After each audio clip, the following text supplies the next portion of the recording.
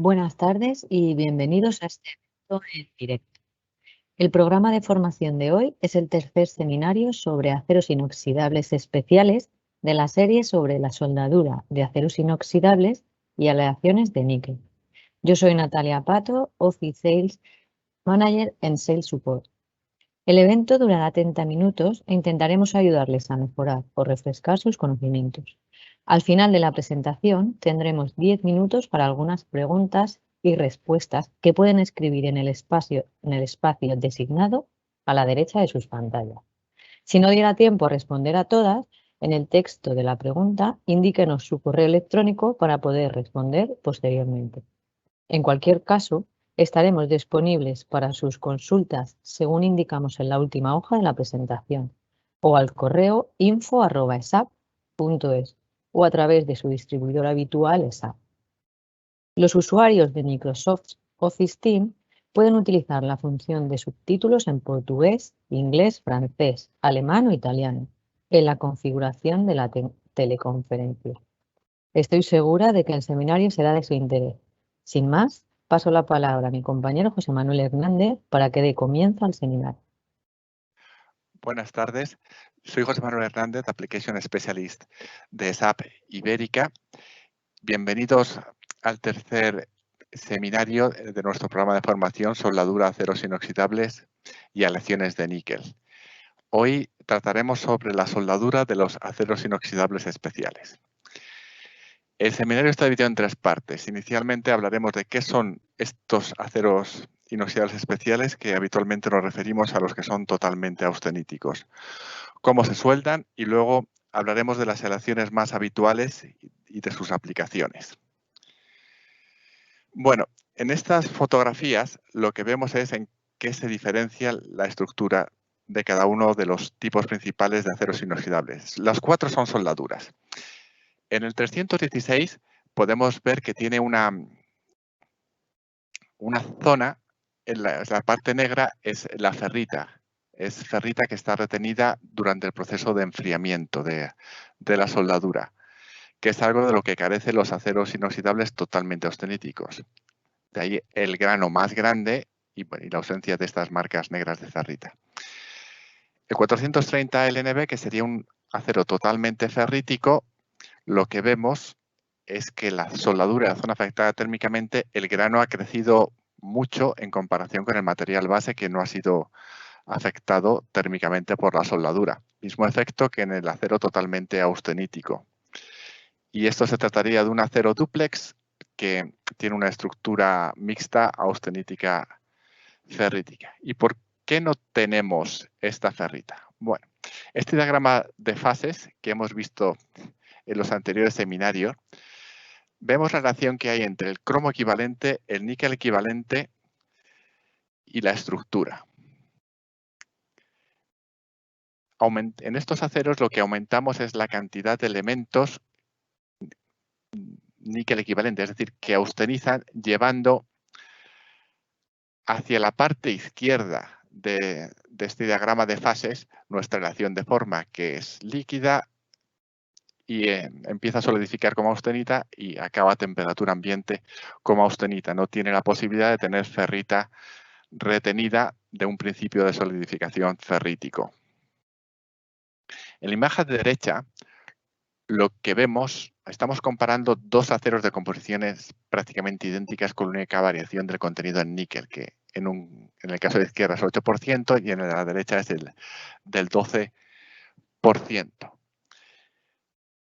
Y cómo solidifica variando el contenido en carbono. Lo que vemos para el 18.8 es que tenemos una pequeña zona de bajísimo contenido en carbono en el que tenemos algo de ferrita. 18.8 pues es un 304, que sí, a la hora de soldar sí que nos aparece una cantidad de ferrita por el inicio de solidificación ferrítica. En el de la derecha, con un 12% de níquel, esta zona se ha hecho más pequeña. Entonces, dependiendo del contenido en carbono y el resto de elementos que austenizan o ferritizan, la zona en la que pueda aparecer ferrita retenida es menor. El carbono estabiliza fuertemente la austenita. Y luego, bueno, tenemos otra zona aquí en la que aparecen carburos metálicos, fundamentalmente de cromo, que son indeseables en casi todos los aceros inoxidables, porque disminuyen su resistencia a la corrosión y también son malos para ciertas propiedades mecánicas. La única excepción son los aceros de alta temperatura, en la que estos carburos de cromo muy duros y que aparecen entre los granos nos convienen para aumentar su resistencia a la termofluencia. Bueno, la estructura típica es de grano grande, con estas zonas con líneas en paralelo, granos con bordes de grano en paralelo, un contenido en cromo superior al 20%, aún más, un contenido en níquel aún más alto, o sea, más alto y habitualmente bastante molibdeno. La estructura de austenita es cúbica, centrada en caras. El diagrama WRC92 que hemos visto también, creo yo, en todos los seminarios anteriores, es para recordaros que hay ciertos elementos que inducen la formación de austenita y otros de ferrita. En este caso, como hemos visto antes, los que inducen la formación de austenita están en mayor cantidad que los aceros inoxidables normales. Un ejemplo podría ser el típico 310, que tiene un 25% de cromo, que estaríamos por aquí, un 22 de níquel, que ya nos hemos salido del gráfico, y un 0,1% de carbono, que está multiplicado por 35, que son 3,5 puntos más de níquel equivalente, que sería un 25 y algo. Estamos en la zona totalmente austenítica, por lo que no hay nada de ferrita retenida en la soldadura. Aquí comparamos dos soldaduras, una de un acero tipo 316, en que la parte negra es la ferrita y este sería uno totalmente austenítico. Esta ferrita nos aporta ciertas ventajas.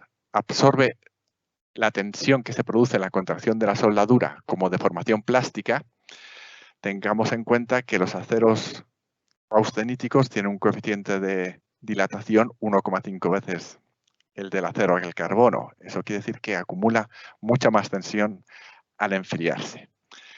Además, evita que crezca el grano. Hay una gran diferencia en el tamaño de grano. Sabemos, grano más grande, propiedades mecánicas peores. Y además, grano más grande implica menor superficie de contacto entre los granos, con lo que las impurezas que pueda haber que forman compuestos de bajo punto de fusión, típico azufre y fósforo, y en menor medida pues, plomo, estaño, arsénico, antimonio, no tienen tanta posibilidad de distribuirse.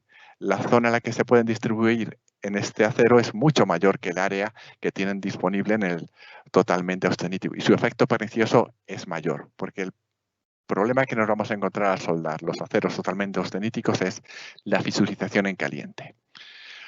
Como negativo, la ferrita es el punto donde aparecen antes los compuestos intermetálicos, tipo fase sigma, si tiene molibdeno, fase chi, que afectan negativamente a la corrosión porque reducen el cromo en los bordes del grano y también afectan negativamente a las propiedades mecánicas, especialmente al ensayo de impacto, por ser materiales duros, precipitados intergranularmente. Como la principal aplicación de los aceros totalmente austeníticos es frente a la corrosión y en general a temperatura moderada o alta, no nos interesa tener ferrita. Desgraciadamente el perjudicado es el soldador, que tiene que usar parámetros más conservadores y al final tiene que realizar una soldadura más complicada.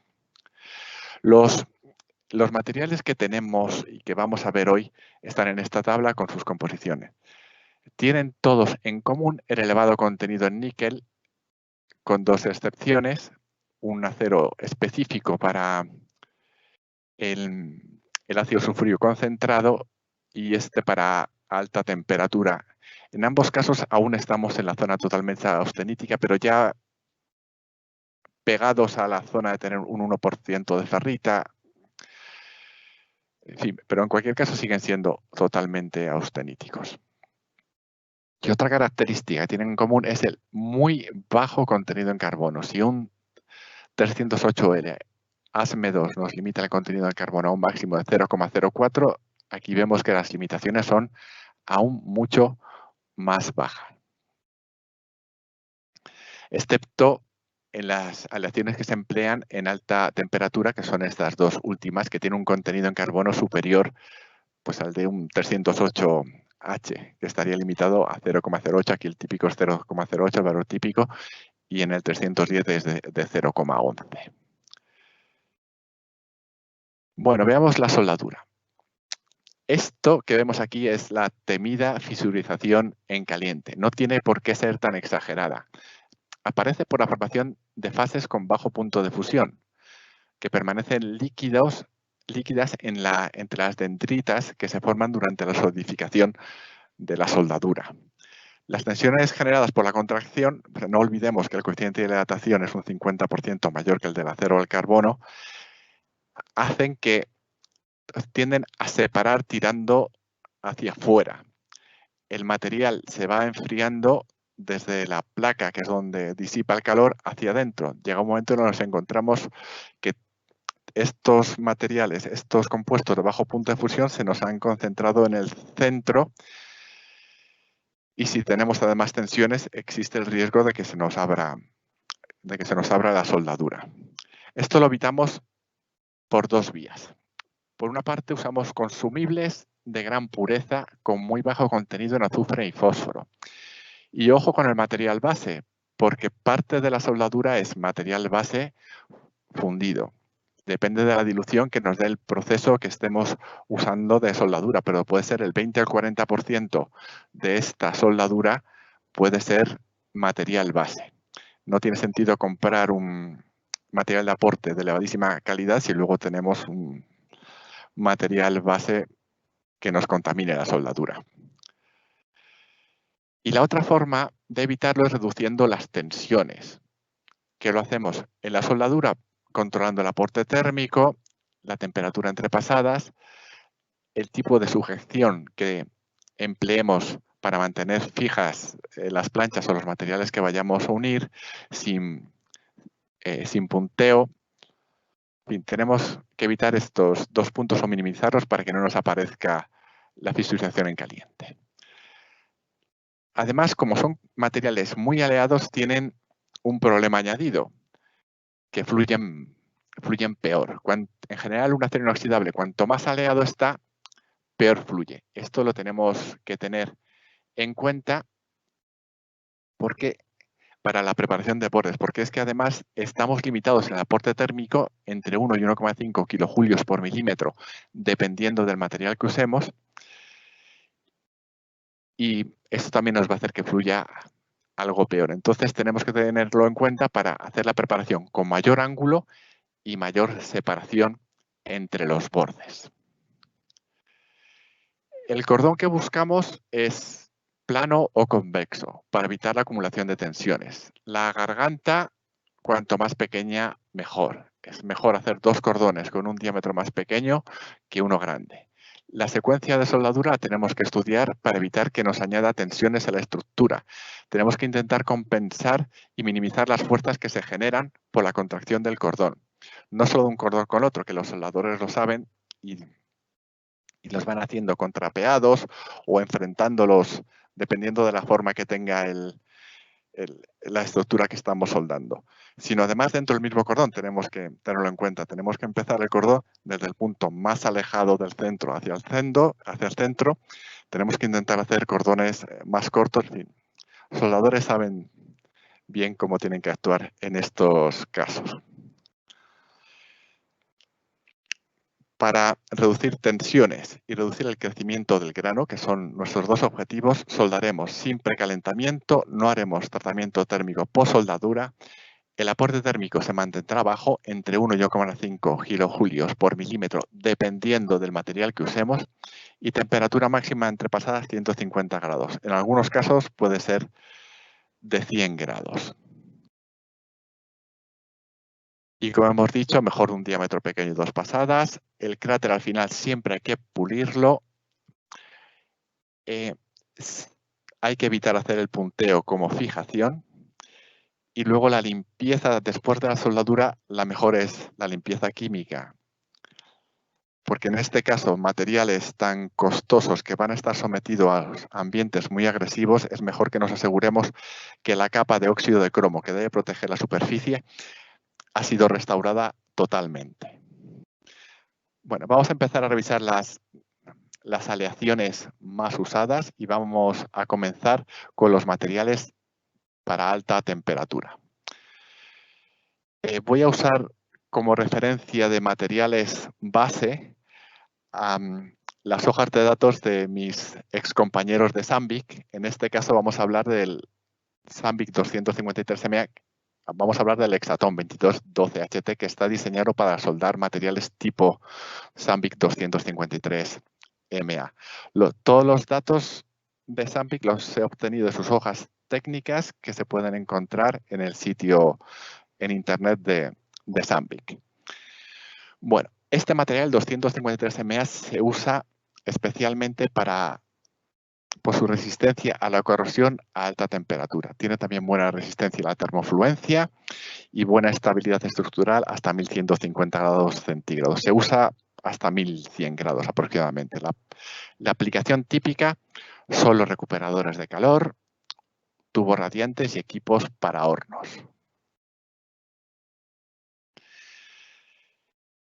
Los datos del material soldadura son as welded, o sea, según están soldados sin dilución. La composición entre el material base y el material de aporte es casi la misma, solo que el contenido de azufre y fósforo se ha limitado más porque donde está el riesgo de fisurización es en la soldadura y la composición de la soldadura depende directamente del material de aporte. En esta relación, el contenido, los elementos claves son el silicio, que tiene una cantidad exageradamente alta. Un 308 LSI tiene máximo 0,8% de silicio. El motivo es que a alta temperatura se forma una capa de sílica, de óxido de silicio, que tiene mayor adherencia a la superficie del material que el óxido de cromo. En realidad son capas entrelazadas de óxido de cromo y de sílica. El óxido de cromo a altas temperaturas, una temperatura típica de trabajo de este material podría ser 950 grados, se cae, no tiene tanta adherencia como a temperatura ambiente, se va cayendo y se va perdiendo cromo en la superficie hasta que comienza la corrosión. Esta capa de sílica, además de proteger de la corrosión, fija el óxido de cromo en la superficie. Y el otro elemento diferenciador es el cerio y otras tierras raras. El cerio cataliza la formación de sílica, cataliza la oxidación de silicio, de forma que sin él no tendríamos esta capa de sílica tan rápido ni la cantidad suficiente para conseguir este efecto de protección. Casi todos los materiales, todos los inoxidables especiales se sueldan con su misma aleación, que como hemos visto la composición química es prácticamente la misma y las características mecánicas que obtenemos en la soldadura pues también son las mismas que las del material base. El silicio nos puede causar un problema adicional en la soldadura. Si no soldamos con los parámetros adecuados, nos puede aparecer, y esto no aparece en el resto de las aleaciones especiales, esta capa blanca en la superficie que es de sílica. Es un exceso de sílica, la podemos limpiar, y además no tiene gran adherencia porque es una capa muy, muy grande, pero eliminamos el silicio que podemos necesitar para el funcionamiento de nuestro equipo. Esta soldadura está hecha con argón y un 2% de oxígeno y como transferencia spray. Lo que tenemos que buscar es una soldadura así, de aspecto normal. Esta está hecha con argón al 100% y arco pulsado. Otro material para alta temperatura es el 310. ASME tiene dos tipos de 310, el S y el H, pero también ASME 2 nos dice que los dos se sueldan con ER310, con la misma aleación. En este caso, la característica destacable y diferenciadora que vemos respecto al resto de los aceros es el contenido en carbono, que es muy elevado. Lo que se busca es que se formen carburos metálicos, especialmente de cromo. Para estos carburos se forman en los bordes del grano y evitan su desplazamiento por la fluencia a alta temperatura. Entonces, mejora sus características mecánicas a alta temperatura, por lo que su aplicación típica pues, son quemadores de gas, tubos radiantes, recuperadores de calor. Por su elevado contenido en cromo, tiene buena resistencia a la oxidación. Y ahora lo que voy a hacer es comparar el 253MA frente al 310. El 310 es una aproximación clásica al problema del inoxidable a alta temperatura, mientras que el Sandvik 253MA tiene una aproximación más innovadora. No son intercambiables y cada uno se suelda con su material de aporte correspondiente. Vamos a revisar todos los elementos. 310 tiene más carbono que el 2212HT o 253MA, pero el 253MA tiene más nitrógeno. El carbono forma carburos, pero el nitrógeno forma nitruros. Las ventajas del nitrógeno son que el nitruro retira menos cromo del borde del grano, por lo tanto no necesitamos tanto cromo. Mejora la resistencia a la corrosión, lo vimos en el último seminario con el PRE, el Pitting Reference Equivalent. El níquel estaba multiplicado por 16 en ese cálculo, cosa que no hace el carbono. Mejora la resistencia a la corrosión y además austeniza, por lo que también necesitamos menos níquel. Bueno, el siguiente elemento sería el silicio. El 310 tiene un 0,4% de silicio, lo típico en el material de soldadura para disminuir la tensión superficial del material fundido y que fluya mejor. Y el 253MA pues tiene 1,6, como ya he explicado antes, para poder formar esa capa de sílica que lo proteja de la oxidación. Igualmente el manganeso, el 310, como hay más fabricantes, nos curamos en salud metiéndole más manganeso, que forma un compuesto con el azufre que no es retirándolo y evitando que forme los sulfuros de hierro, y peor aún el sulfuro de níquel. Entre el sulfuro de hierro y el sulfuro de níquel hay 200 grados de diferencia de punto de fusión. El punto de fusión del sulfuro de níquel es 200 grados más bajo que el sulfuro del hierro. Por lo tanto, su acción perniciosa contra nuestra soldadura va a ser mayor y va a durar más. Y va a estar durante más tiempo presente. Entonces el 253MA opta por tener un totalmente austenítico por los pelos, reduciendo el contenido en níquel. Molibdeno a alta temperatura en general no nos interesa, excepto alguna excepción. El 253MA incluye cobre, que mejora su resistencia a la oxidación, especialmente en ácido sulfúrico. Y nos queda el cerio, que es imprescindible como catalizador para formar la capa de sílica que buscamos. Ahora comparemos las propiedades mecánicas. El límite elástico varía con la temperatura y va empeorando va disminuyendo al ir aumentando la temperatura. En realidad, esto no es el límite elástico, es el RP02, que es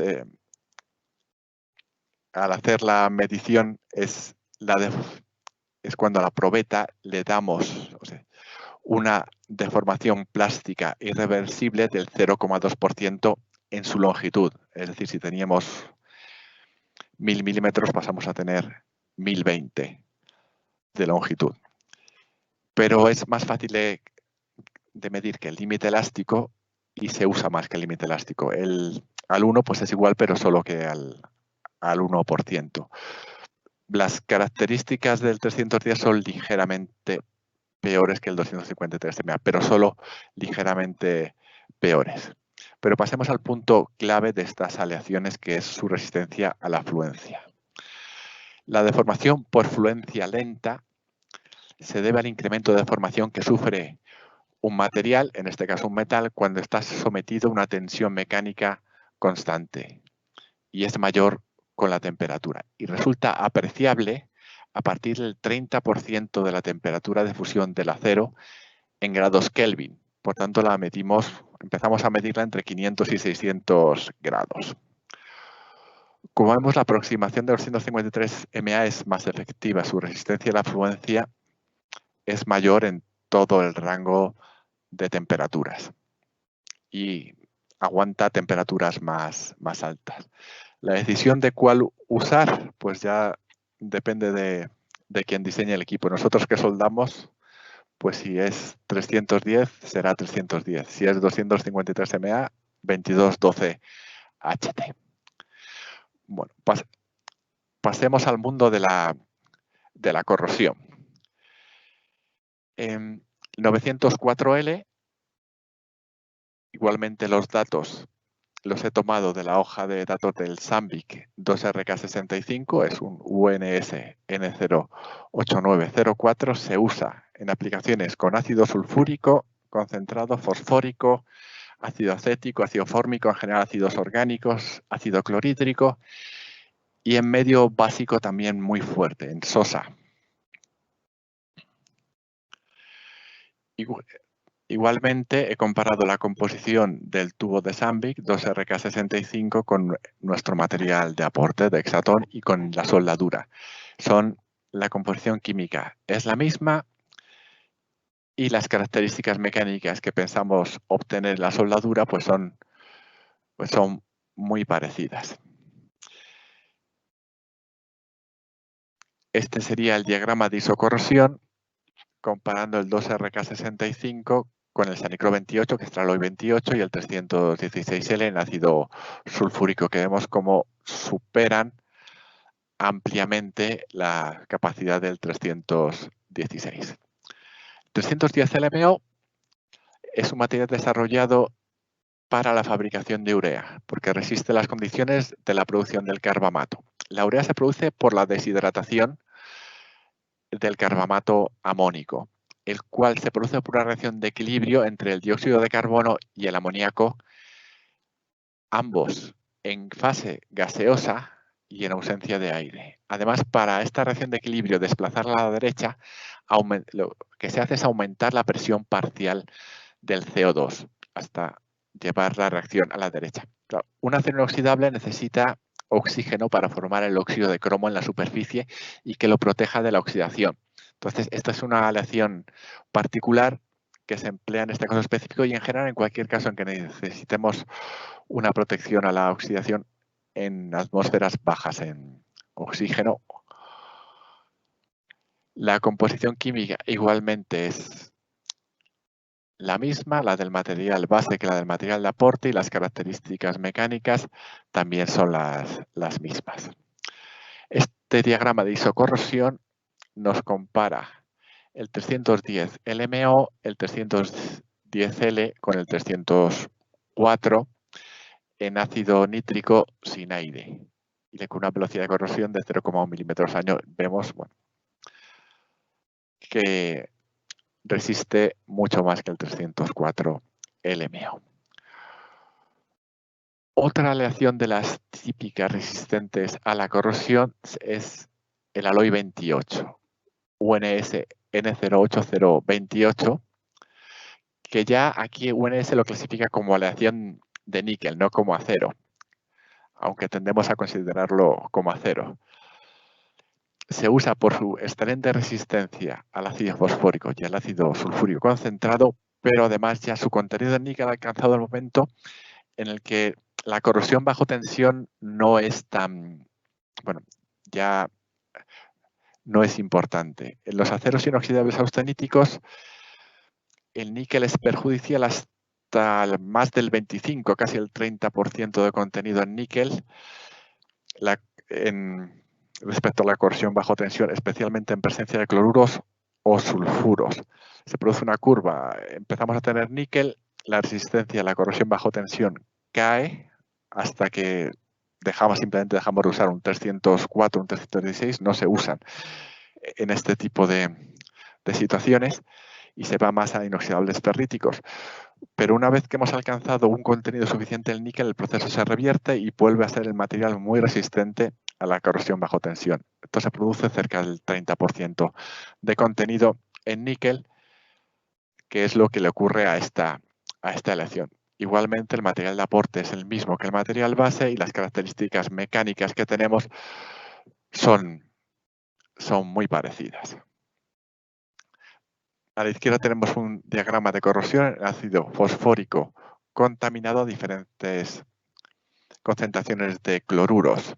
Vemos que resiste bastante mejor que el 904L que hemos visto antes, que el aloyo 825. Igualmente a la derecha vemos el ácido fosfórico contaminado. El hexatón SX se usa para soldar el material llamado Sambic SX. Su principal uso es en ácido sulfúrico concentrado, cuya principal aplicación es la fabricación de ácido fosfórico, que se usa principalmente en la fabricación de fertilizantes. Esta aleación tiene una característica muy particular, que es su elevadísimo contenido en silicio. Cuando veamos un 5% en silicio, estamos hablando habitualmente de ácido sulfúrico concentrado. La composición es la misma y las características mecánicas de la soldadura con el material base pues son los mismos. En este diagrama de corrosión vemos cómo se comportan en ácido sulfúrico sin agitación. Y bueno, es un material específico para ácido sulfúrico, es lógico que sea el que mejor se comporte en este caso. El 310, este 310 que está entre comillas porque no existe en ASME, no lo debemos confundir con el 310 que hemos visto antes. Este es muy bajo en carbono y se usa principalmente en la fabricación de ácido nítrico. Tiene buena resistencia a la corrosión intergranular y buena resistencia a la corrosión por picaduras. La diferencia con el otro 310 es, en el anterior vimos que tenía un contenido en carbono de 0,1 y aquí el contenido en carbono es mucho más bajo. Aquí vemos las curvas de corrosión del 310L frente al 304L tras un tratamiento térmico a 675 grados para sensibilizar el material. Sensibilizar el material quiere decir que le hacemos que precipiten los carburos. Y bueno, esta es la última diapositiva de mi presentación, pero antes quiero anunciarles que la semana que viene, el martes, miércoles y jueves, ESAP organiza una feria virtual. Todos los inscritos a este programa han recibido una invitación para participar en esta feria. Dado que ahora no nos permiten ir personalmente a estas actividades, ESAP ha decidido hacer una feria virtual. Está planteada como si fuera una visita a un stand de SAP en una de las muchas ferias que hay por el mundo, en la que se puede entrar. Está dividido en varias zonas de interés: maquinarias, aceros inoxidables. Está casi todo el catálogo de SAP allí, con vídeos, cursos y la posibilidad de chatear con los expertos de SAP Europa en directo. Les animo a que participen y espero verles allí el martes próximo. Bueno, pues muchas gracias por participar. Si necesitan ampliar información, contacten con su distribuidor ESAP más próximo o con info@esap.es.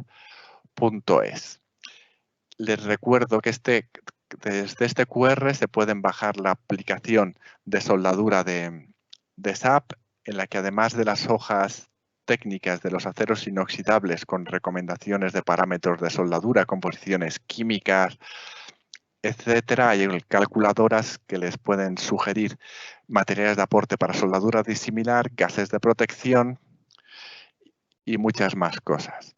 El próximo seminario será el 20 de mayo y hablaremos sobre aleaciones de níquel. Es un tema muy amplio por lo que me ceñiré casi exclusivamente a las que son soldables. Y ya está.